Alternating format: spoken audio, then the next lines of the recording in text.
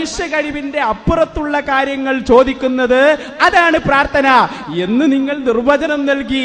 അതിനാണ് ഞാൻ പറഞ്ഞത് മഹാനായ ഹബീബ് മുഹമ്മദുർ റസൂലുള്ളാഹി, അല്ലാഹുവിന്റെ റസൂല് ഒറ്റ വാക്ക് തന്നെ മതി നിങ്ങളുടെ സകല വലകളും തകർന്ന് തരിപ്പണമാവാൻ. മൗലവിമാരെ, എന്റെ ഖബറിന്റെ സമീപത്ത് വന്ന് എന്നെ വിളിച്ചാൽ, എന്നെ വഫാത്തിന് ശേഷം വിളിച്ചാൽ അവന് ഞാൻ ഉത്തരം നൽകുമെന്ന് മുഹമ്മദുർ റസൂലുള്ളാഹി. അള്ളാഹുവിന്റെ റസൂല് പറഞ്ഞിട്ടുണ്ട്. മൂപ്പരിപ്പം നന്ദിയിലുള്ളത്, പാലുവീലാന്നുള്ള ഓർമ്മയും കൂടി ഇല്ല.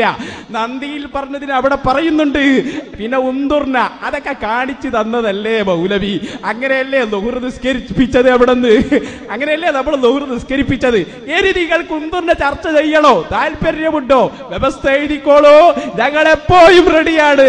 ഞങ്ങൾ പറഞ്ഞ് തെളിയിക്കും കേട്ടോ, അതിനൊരു പേടിയില്ല. വ്യവസ്ഥ എഴുതുക, സംവാദം ഉണ്ടാക്കുക, ഞങ്ങളൊക്കെ റെഡിയാണ്. ഞങ്ങൾ ഓരോ സംവാദം ഉണ്ടാക്കുമ്പോഴും ജനങ്ങൾക്ക് അതിൻ്റെതായ കാര്യങ്ങൾ പഠിപ്പിച്ചു കൊടുക്കും. അത് ഉള്ളിലുള്ളവരും പഠിക്കുന്നുണ്ട്, പുറത്തുള്ളവരും പഠിക്കുന്നുണ്ട്, പറയുന്ന മൗലവിയും പഠിക്കുന്നുണ്ട്. അതാണല്ലോ മൂപ്പര് തൊടാത്തത്. ആ ഹദീസിനെ തൊടാൻ കഴിഞ്ഞില്ലല്ലോ. അള്ളാഹുവിന്റെ റസൂലല്ലേ പറയുന്നത്, എന്റെ വഫാത്തിന് ശേഷം എന്നെ വിളിച്ചാൽ ഞാൻ ഉത്തരം ചെയ്യുമെന്ന് മുഹമ്മദുർ റസൂലുള്ളാഹി. എവിടെ നിങ്ങളെ നിർവചനം? ചോദിക്കാം, നിർവചനത്തിൽ എങ്ങനെ പെട്ടത്? ഞാൻ വായിച്ചു തന്നല്ലോ. നിങ്ങളുടെ മദ്രസയിലെ പാഠപുസ്തകമാണ് എന്റെ കയ്യിൽ. ഇസ്ലാമിക വിശ്വാസങ്ങൾ. ഇതിൽ പറയുന്നു, മനുഷ്യ കഴിവിനപ്പുറമുള്ള മാർഗങ്ങളിൽ കൂടി രക്ഷയും ശിക്ഷയും ഗുണവും ദോഷവും ചെയ്യാൻ കഴിയുമെന്ന വിശ്വാസത്തോടു കൂടിയുള്ള അപേക്ഷക്കാണ് പ്രാർത്ഥന എന്ന് പറയുന്നത്. എങ്കിൽ ഞാൻ ചോദിക്കുന്നു, അല്ലാഹുവിന്റെ റസൂലിന്റെ വഫാത്തിനു ശേഷം അവിടത്തെ ഉത്തരം ചെയ്യുമെന്ന ബോധത്തോടെ വിളിക്കുന്നത് മനുഷ്യ കഴിവിനപ്പുറത്തുള്ളതാണല്ലോ. അതാണ് ഞങ്ങൾ മുഅ്ജിസത്ത് കറാമത്തിന്റെ അടിസ്ഥാനത്തിൽ എന്ന് പറഞ്ഞത്. അങ്ങനെ വിളിച്ചാൽ ഞാൻ ഉത്തരം ചെയ്യുമെന്ന് മുഹമ്മദുർ റസൂലുള്ളാഹി. പിന്നെ കൊടുത്ത കഴിവെന്ന് എന്ന് പറഞ്ഞില്ല. പിന്നെ കൊടുക്കാത്ത കഴിവെന്നാണോ ഉത്തരം ചെയ്യല്? ഉത്തരം ചെയ്യല് പിന്നെ എന്തിൽ നിന്നാണ്? ആ ഹദീസ് തന്നെ. പിന്നെ നമ്മൾ നിങ്ങളുടെ നിർവചനം പൊളിഞ്ഞു എന്ന് പറഞ്ഞതുകൊണ്ട് പൊളിയില്ല. പക്ഷെ തെളിവ് പറഞ്ഞാൽ പൊളിയും. തെളിവാണല്ലോ പറഞ്ഞത്. എന്താണ് നിങ്ങൾക്കൊരു പേടി എവിടെ? അപ്പൊ അതുകൊണ്ട് പ്രിയപ്പെട്ട സഹോദരന്മാരെ, ബാക്കിയുള്ള വഅദൊന്നും ഞങ്ങൾക്ക് കേൾക്കണ്ട. നിങ്ങളിപ്പോ റാസി വിട്ട് തൊബിരിയിലെത്തി. ഇനി കുറച്ച് കഴിയുമ്പോ നിങ്ങൾ അൽമനാറിനും ശബാബിലും എത്തുമെന്ന് ഞങ്ങൾക്കറിയാം. അതൊക്കെ ഞങ്ങൾ മറുപടി പറയുന്നുണ്ട്. ഇൻഷാ അല്ലാഹ് ഒരു പേടിയില്ല. ഓരോ ഇബാറത്തും ഞങ്ങൾ കൊണ്ടുവന്നിട്ടുണ്ട്. പക്ഷെ അത് ഞങ്ങളുടെ വിശ്വാസം നിങ്ങൾ ചോദ്യം ചെയ്യേ. അവിടെ പറയും. ഇപ്പൊ നിങ്ങളുടെ വിശ്വാസത്തെ നമ്മൾ ചോദ്യം ചെയ്യുകയാണ്. ഈ സംവാദത്തോടുകൂടി ജനങ്ങൾ പഠിച്ചു. നിങ്ങൾ ഇത്ര കാലം ലോക മുസ്ലിമീങ്ങളെ മുശ്രിക്കാക്കാൻ വേണ്ടി, മുശ്രിക്കാക്കുന്ന കച്ചവടാണല്ലോ ഉള്ളത്. തല മൊട്ടയടിച്ചാൽ കുഫ്രിയത്ത്, അപ്പുറത്ത് ഹജ്ജിന് വരുന്നവർ മുശ്രിക്ക്. മുപ്പര് പറയാ, ഇവിടെ മുസ്ലിം സമൂഹത്തെ ഞങ്ങൾ മുശ്രിക്കാക്കി എന്നൊക്കെ വിഷയാവതരണത്തിൽ പറഞ്ഞു. അത് പറയുമ്പോ ശ്രദ്ധിക്കണം. 5 ലക്ഷം മാത്രമാണ്, ബാക്കിയുള്ളതൊക്കെ ഔട്ട് എന്നൊക്കെ പറഞ്ഞ ആളുകളില്ലേ? എത്രയോ ആളുകളുണ്ട്. അപ്പൊ അതൊന്നും ഞങ്ങളെ കൊണ്ട് പറയിപ്പിക്കണ്ട. അതിലൊന്നും ഒരു കാര്യവുമില്ല. അതുകൊണ്ട് ഞങ്ങൾക്ക് പറയാനുള്ളത്, പിന്നെ മുപ്പര് പറഞ്ഞു ഈ ബിൽഡിങ്ങിനെ പൊളിക്കാൻ കഴിയില്ല. അത് ശരിയാണ്. പക്ഷേ ഈ ബിൽഡിങ്ങിനെ പൊളിക്കാൻ അല്പമെങ്കിലും പ്രയാസമുണ്ടാവും. നിങ്ങളുടെ നിർവചനം വെട്ടുകാരി വലയാണ്. അതിനെ പൊളിക്കാൻ ഒന്നിന്റെ ആവശ്യമില്ല. ഒന്ന് ഊതിയാ പറന്നു പോകും. ഞങ്ങളത് ഊതിക്കളഞ്ഞു. നിങ്ങൾക്ക് അതിനെ സ്ഥിരപ്പെടുത്താൻ കഴിഞ്ഞില്ല. കഴിഞ്ഞിരുന്നുവെങ്കിൽ നിങ്ങൾ രക്ഷപ്പെടുമായിരുന്നു. കഴിഞ്ഞില്ലല്ലോ നിങ്ങൾക്ക്. അതെ, ഒന്നുകൂടി ആവർത്തിക്കുന്നു, ഞങ്ങളുടെ വിഷയം കൃത്യമാണ്. അല്ലാഹു സുബ്ഹാനഹു വ തആല അമ്പിയാക്കൾ ഔലിയാക്കൾക്ക് നൽകുന്ന കഴിവ്, ആ കഴിവിന്റെ അടിസ്ഥാനത്തിൽ അവരുടെ വഫാത്തിന്റെ ശേഷം പോലും ചോദിച്ചാൽ അത് ഉത്തരം നൽകും, കിട്ടുമെന്ന് തന്നെയാണ് ഞങ്ങൾ വിശ്വസിക്കുന്നത്. നിങ്ങൾ പ്രാർത്ഥനയ്ക്ക് പറഞ്ഞ നിർവചനമനുസരിച്ച് അത്തരത്തിലുള്ള തേട്ടങ്ങളും ചോദ്യങ്ങളും അത് ശിർക്കാണ്, പ്രാർത്ഥനയാണ് എന്ന് വരുന്നു. അത് അബദ്ധമാണെന്നാണ് ഞങ്ങൾക്ക് തെളിയിക്കേണ്ടത്. അതാണ് തെളിയിച്ചത് ഹബീബായ മുഹമ്മദുർ റസൂലുള്ളാഹി. ഞങ്ങൾ നേരെ അങ്ങോട്ട് പോയത് എന്തിനാണെന്നറിയോ? മക്കാ മുശ്രിക്കീങ്ങളെ നിങ്ങൾ പറഞ്ഞില്ലേ, മക്കാ മുശ്രിക്കീങ്ങളെ കാണുകയും മക്കാ മുശ്രിക്കീങ്ങളെ വിശ്വാസം ഏറ്റവും കൂടുതൽ മനസ്സിലാക്കുകയും ചെയ്ത നേതാവാണ് മുഹമ്മദുർ റസൂലുള്ളാഹി. ആ നേതാവാണ് പറയുന്നത്, എന്റെ മരണശേഷം എന്നെ വിളിച്ചാൽ ഞാൻ ഉത്തരം ചെയ്യുമെന്ന്. അവിടെയാണ് വിഷയം. മക്കാ മുശ്രിക്കിന്റെ വിശ്വാസം റസൂലുള്ള പഠിപ്പിക്കുമോ? പൊളിഞ്ഞുപോയി. ഇനി അതൊന്നും പറയണ്ട. മക്കാ മുശ്രിക്കീങ്ങളെ വിശ്വാസം റസൂലുള്ള മനസ്സിലാക്കിയിട്ടുണ്ട്. ആ റസൂലുള്ളയാണ് പറയുന്നത്. നിങ്ങൾക്ക് എന്ത് പറയാനുണ്ട്? ഞങ്ങളുടെ ചോദ്യത്തിന്റെ അവസരമല്ലാത്തത് കൊണ്ട് ചോദിക്കുന്നില്ല. പക്ഷേ നിങ്ങളുടെ ഈ വിഡ്ഢിത്തം ജനങ്ങൾ മനസ്സിലാക്കുന്നുണ്ട്. നിങ്ങൾക്ക് ചോദ്യം ചോദിക്കാൻ പോലും അറിയില്ല എന്ന എന്ന ആ പരമവ്യക്തമായ സത്യം ഒന്നുകൂടി തെളിയിക്കപ്പെട്ടിരിക്കുന്നു എന്നാണ് ഈ സമയത്ത് പറയാനുള്ളത്. അല്ലെങ്കിൽ നിങ്ങൾ പറയൂ, നിങ്ങൾക്ക് ആദർശഭദ്രതയുണ്ടെങ്കിൽ, നിങ്ങളുടെ നിർവചനത്തിൽ നിങ്ങൾക്ക് വിശ്വാസമുണ്ടെങ്കിൽ നിങ്ങൾ പറയൂ, അങ്ങനെ ഒരു ഹദീസില്ല, ഹദീസിന് അങ്ങനെ അർത്ഥമില്ല.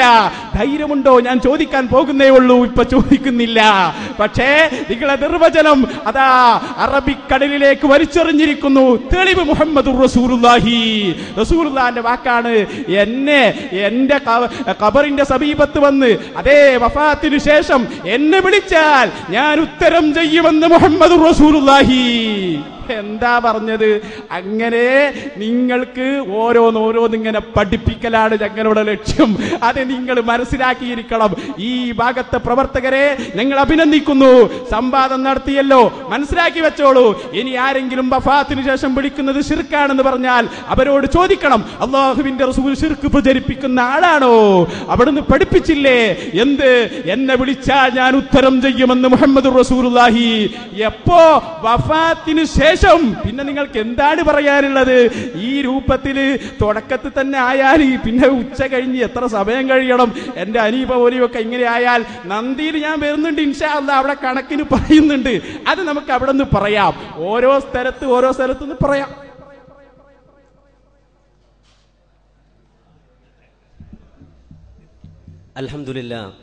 അൽഹംദുലില്ലാഹി റബ്ബിൽ ആലമീൻ. സുബ്ഹാനക അല്ലാഹുമ്മ റബ്ബനാ വബിഹംദിക അല്ലാഹുമ്മ ഗഫിർലി. ഇവിടെ മുസ്ലിയാര് ബന്ധം മനസ്സിലാക്കി വരുന്നതേയുള്ളൂ. റേഞ്ച് ഒരൽപ്പം കുറവായിരിക്കാം. ബന്ധം എന്താണ് എന്ന് മനസ്സിലാക്കി വരുന്നതേയുള്ളൂ മുസ്ലിയാര്. അതാണിപ്പോൾ മുസ്ലിയാർ ആവർത്തിക്കുന്നത്.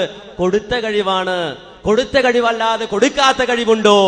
കൊടുത്ത കഴിവാണ്, അതല്ലാതെ കൊടുക്കാത്ത കഴിവുണ്ടോ എന്ന മുസ്ലിയാരുടെ ഒരു സംശയം നാവിലൂടെ പുറത്തു വന്നപ്പോൾ തന്നെ ചോദ്യം, മുജാഹിദികൾ ചോദിച്ച ചോദ്യവും വിഷയവും തമ്മിലുള്ള ബന്ധമെന്താണെന്ന് മുസ്ലിയാർ മനസ്സിലാക്കി വരുന്നുണ്ട് എന്നാണ് ആമുഖമായി തന്നെ ഓർമ്മിപ്പിക്കാനുള്ളത്. അത് നല്ലൊരു ലക്ഷണമാണ്. പിന്നെ മുസ്ലിയാർ ഇവിടെ കാണിച്ചൊരു തട്ടിപ്പ്. എവിടെയോ നിർവചനം, മുജാഹിദുകളുടെ നിർവചനം എവിടെ? മുജാഹിദുകളുടേതെന്ന് പറഞ്ഞ് വായിച്ച നിർവചനം എവിടെ? ഏതാണ് നിങ്ങൾ വായിച്ച നിർവചനം? ഏതാണ് നിങ്ങൾ വായിച്ച നിർവചനം? കട്ടുവച്ചതല്ലേ മുസ്ലിയാർ ഇവിടെ? കട്ടുവായിച്ചതല്ലേ? ഒരു പാഠപുസ്തകം, മലയാളത്തിലുള്ള പാഠപുസ്തകം പോലും വായിച്ചാൽ തിരിയാതെ കട്ടുവെച്ചാണ് മുസ്ലിയാർ വായിച്ചത്. കേട്ടോളൂ.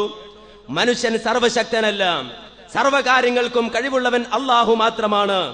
ഒരു കർഷകന് നിലമുഴുതുവാനും വിത്ത് വിതക്കുവാനും വളവും വെള്ളവും നൽകുവാനും സാധിക്കുന്നു. എന്നാൽ ആ വിത്ത് മുളപ്പിച്ച് നല്ല വിളവുണ്ടാക്കുന്നത് വിളവുണ്ടാക്കുന്നത് അവന്റെ കഴിവിൽപ്പെട്ടതല്ല. ഇതിനു വേണ്ടി പടച്ചവനോട് പ്രാർത്ഥിക്കുകയാണ് വേണ്ടത്.